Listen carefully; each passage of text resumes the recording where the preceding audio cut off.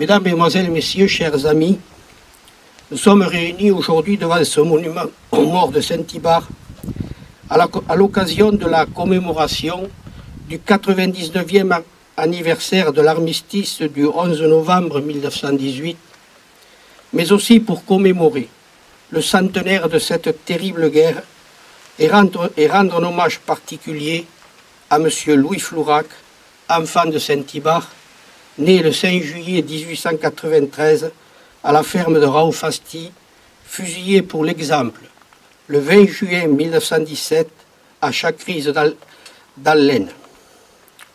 Louis Flourac avait été mobilisé en 1913 à l'âge de 20 ans. Dès le mois de septembre 1914, il a été un des premiers soldats à participer à la terrible bataille de la Marne, où les Allemands, qui étaient aux portes de Paris, ont été stoppés. Il a ensuite participé à toutes les grandes batailles. Les Vosges, le massacre de la Trouée de Charmes, la mêlée des Flandres, l'Artois, une fois, deux fois, puis Verdun, et la Somme encore, avant le chemin des Dames. Louis Flourac n'était pas un déserteur, c'était un courageux et un meneur. On appelait ces hommes des grosses gueules, et c'est pour ça qu'il a été fusillé. Ce que les balles allemandes n'avaient pas réussi, les balles françaises l'ont accompli. Louis Flourac s'était révolté à force de voir mourir pour rien et par dizaines de milliers des camarades dans la poursuite d'attaques imbéciles, tandis qu'à l'arrière, les embusqués se la coulaient douce, les industriels s'enrichissaient et que Paris s'en foutait. Nous sommes là aujourd'hui également pour dire haut et fort que Louis Flourac est mort pour la France. Oui, mort pour la France.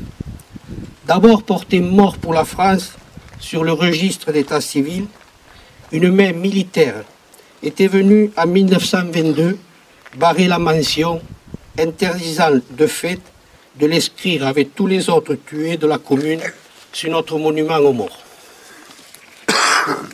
À ce sujet, je veux rendre un hommage particulier à M. Henri Esquirol, maire de Saint-Ibart, que j'ai souhaité associer à cette cérémonie, et à son conseil municipal, qui en 2007 ont fait graver sur ce monument aux morts le nom de Louis Flourac, l'ayant ainsi réhabilité. Au nom de la famille de Louis Flourac, dont une partie est présente aujourd'hui, et de tous les habitants, je veux, Monsieur le maire, vous en remercier et dire que ce geste courageux restera longtemps gravé dans l'histoire de notre commune. Chère famille Flourac, je vous remercie d'avoir répondu présent à mon invitation à participer à cet hommage. Je veux, au nom des habitants de Saint-Ibart, vous témoigner de toute ma compassion et partager la souffrance, le déshonneur et le chagrin des membres de votre famille, vu qu'officiellement, les fusillés, pour l'exemple, étaient des lâches.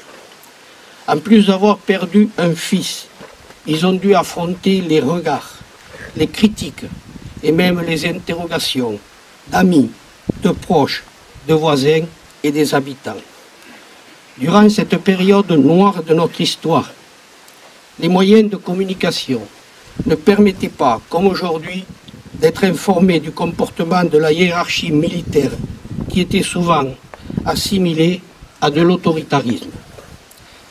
Cette histoire a suscité un grand intérêt de la part des enfants de l'école et de l'ancien combattant qui a décidé de dédier sa Légion d'honneur à monsieur Louis Flourac.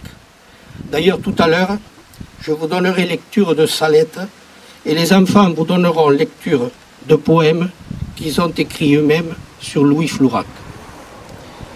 Un siècle après ces événements, notre République n'a toujours pas réhabilité ces fusillés pour l'exemple.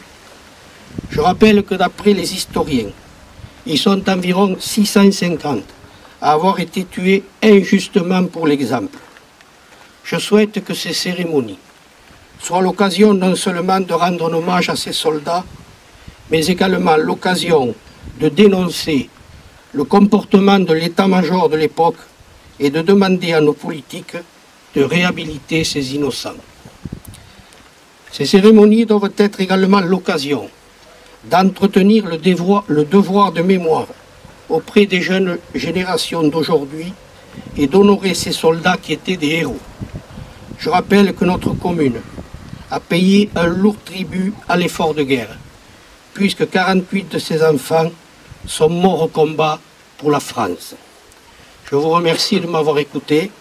Je dirais vive la France, vive la République, vive l'Europe, vive Saint-Hybard.